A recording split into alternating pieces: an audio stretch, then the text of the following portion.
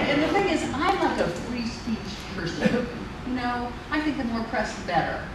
But somehow, somewhere along the line in the sort of uncontrolled great world of the internet, which I know I'm supposed to love and have a love-hate relationship with it, is we've, like, all this intimacy has come in. Like, you know what this person said, and you've seen this person doing this, and you can Google them, and 8 billion things come up. And somehow, all that intimacy has made it so we don't know each other. It just is working backwards for some reason. And I think it also adds to the angst that's out there. There was a really good piece, I think in the New York Times, I think it was today, where they did a focus group. You know, they just sort of get people in and have them talk about stuff and try to get a feel for it. And they said, you know, it's not, yes, people are worried about the economy, but just in general, they don't like the tone of things.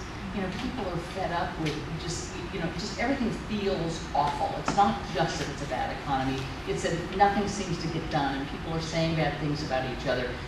You know, somebody brought up how the kids, you know, had a food fight in the cafeteria and that people are hostile in the 20. I wrote a letter to the editor of the Washington Post. The Washington Post called me. They verified my name. They verified my address, and they verified my phone number and said, would you mind if we printed your letter? Now, I can assure you, I mean, I know, again, you know, there's no way to put this back in the bottle, but there has to be some, people need to be responsible for their words.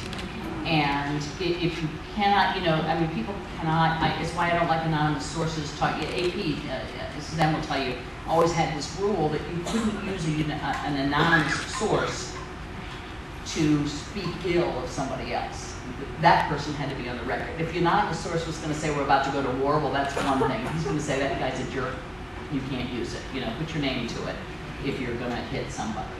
And you know, I know there are websites who do agree to that. The problem is that you can, of course, make up a name. I mean, it's the internet, so you can make up a name and you can make up a fake, you know, fake place for people to, you know, to send your verification to. So I do think that there is something that needs to be done, or at least what has added to this uncivil discourse has been this kind of wild frontier that we have about the internet. Having said that, I truly believe that there is now more information out there to be had.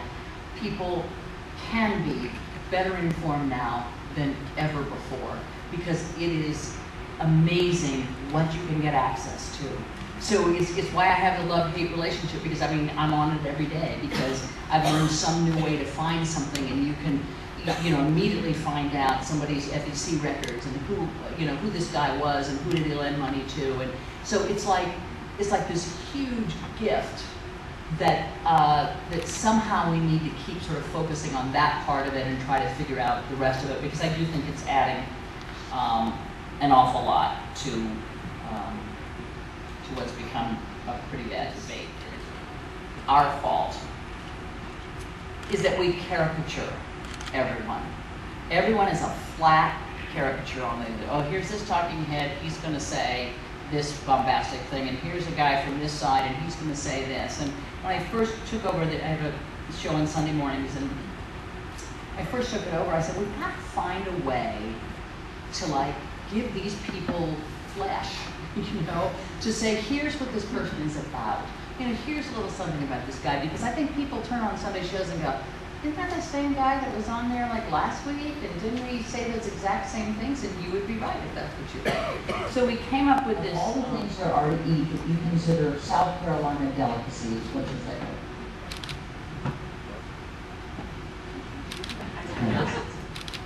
Ham biscuits. Ham biscuits. Okay, I'll go with that. The Senate's about to recess. I know you'll be spending some time with your constituents, but what's the fun thing you're going to do? I'm going to reserve doing that dancing. No, the fun thing I'm doing is go play some golf and employment, which you do a lot. I know. Yes. When you get a break from things. What are you a night person or are you a day person? I'm from a 10 to 2 person.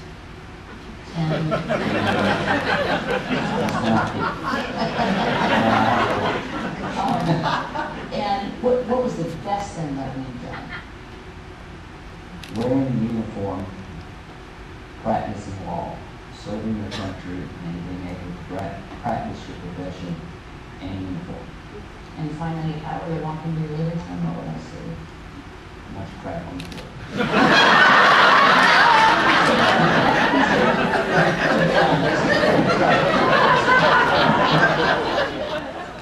With viewers. There was a Pew poll out last week, which I saved for you, which found that nearly half of all Americans admire politicians who refuse to compromise. So if you admire politicians who refuse to compromise, you have set up automatically a head-to-head argument between people. And that includes 53% of independents, by the way, people who swing back and forth. So 53% of independents admire people who don't compromise. So I think there's also something, you know, the stories that came out of this, and I don't disagree, were that basically the cable news chatter that President Obama complains about all the time and everybody complains about is exactly what people are looking for. So, you know, and if people wanted something else, I think they'd probably be tuning into PBS News. But PBS doesn't get good ratings. You know why? Because people think it's more interesting someplace else. So there's a viewer problem, there's a presenter problem, you know, and there's sort of a tonal problem. And sort of where we are sort of this test, because I want to hear your questions, and I want to save time for that. So let me sort of quickly say a couple things. First of all, President Obama remains personally popular. His approval ratings are, you know, like low 40s, but he remains personally popular, which would be great if November was the People's Choice Award, but it's the midterm, so it's not going to be all that helpful. What we see, there was a great Peter Hart pollster who said that 1 in 4, 25% of people in the United States are either unemployed or have or know someone who is unemployed, and that's all you need to know about this election. That's what people can't get past. And the people that are the other 75%, many of them are worried about losing their jobs.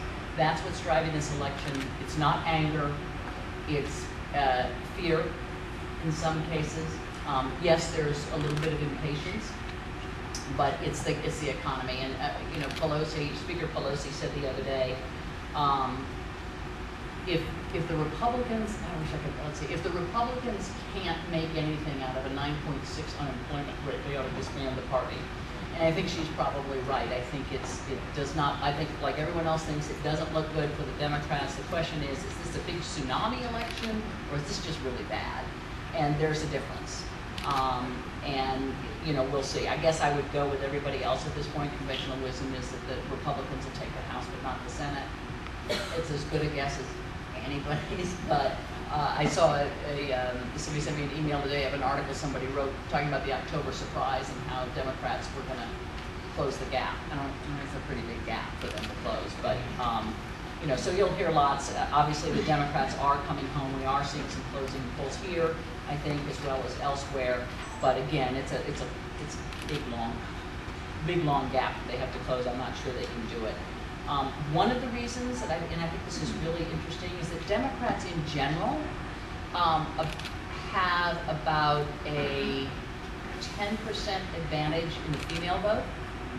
It's down to 3%. And I think that's a home and hearth issue. I think that's women, you know, going, whoa, you know, I've got kids to feed, I've got, you know, kids to send to college, you know, whatever it is. So that's huge, and it's one of the reasons, since women make up more than 50% of the vote, the Democrats' big advantage has always been women. The other thing that's worrisome to the Democrats at this point is, and the reason you see the president out in Madison, Wisconsin at the universities, he was out talking last night to a women's group, Fortune 500 women's group, is that they need to get out African Americans and young people. That's who they really energized in 2008. And again, when you look at the polling, African Americans and young people are the least likely to be interested in this election. So you're going to see the president out a lot in African American communities as well as in youth communities, because he's trying to, you know, bring back the juice.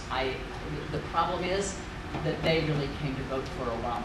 And that's, you know, and Obama is not, you know, these other candidates. And we know he doesn't have any coattails because he lost New Jersey and Virginia last year in an off-year election. So it's problematic for I mean, listen, I'm always in favor of the best story, and right now the best story would be if the Democrats win because no one's expecting it. So I like the unexpected best story, but I just don't think it's going to happen. I think it's, at this point, the electorate's pretty frozen. Let me talk to you really briefly about 2012, and then I want to take your questions. First of all, thing one, the polls don't mean a thing as far as President Obama is concerned at this point.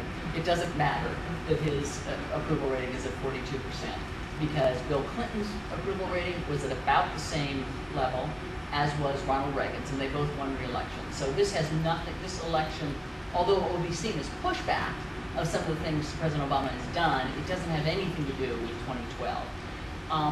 The other thing is, you can ignore all this talk about how Joe Biden's going to the State Department and Hillary Clinton's going to go be vice president. I don't think so. I mean, this woman who, like, a year ago was talking about, you know, well, she'd like to retire sometime. So I'm not sure where that probably comes from us, because again, we're biased in favor of a really good story, and that would be great, but I don't see it happening. The other people to watch are the Tea Party, and you're a guy in the U.S. Senate. I mean, if I were going to do most interesting people in this election, it would be Jim. Let's not use that. Oh, sorry. Well, you're a state person. You're senator. He's your senator. Because Jim DeMint has been very powerful. He has helped elect a number of Tea Party candidates, and while he has said all along that he would support Mitch McConnell, the current Republican leader, for majority or minority leader, whatever happens, you cannot help but know that Jim DeMint has gathered, if some of these people get elected, I mean, he's either going to look good or he's going to look bad, one of the two. If he helps people get elected, they are beholden to him. I asked John Cornyn, who's the senator from Texas who runs the Republican Senatorial Campaign Committee. I said, well, it kind of looks like there might be a DeMint wing of the Republican Party. He didn't answer the question, which I know surprises you, but in general, the Tea Party, I can't wait to read the morning after. The morning after is either going to be the Tea Party momentum was real, they're going to, you know, if they beat Harry Reid in Nevada, if Rand Paul wins in Kentucky, in Colorado, if the Republican wins in Colorado, that's going to be major, and Jim DeMint is a huge force in that, and has been a huge force. So you will have a headliner, as you know.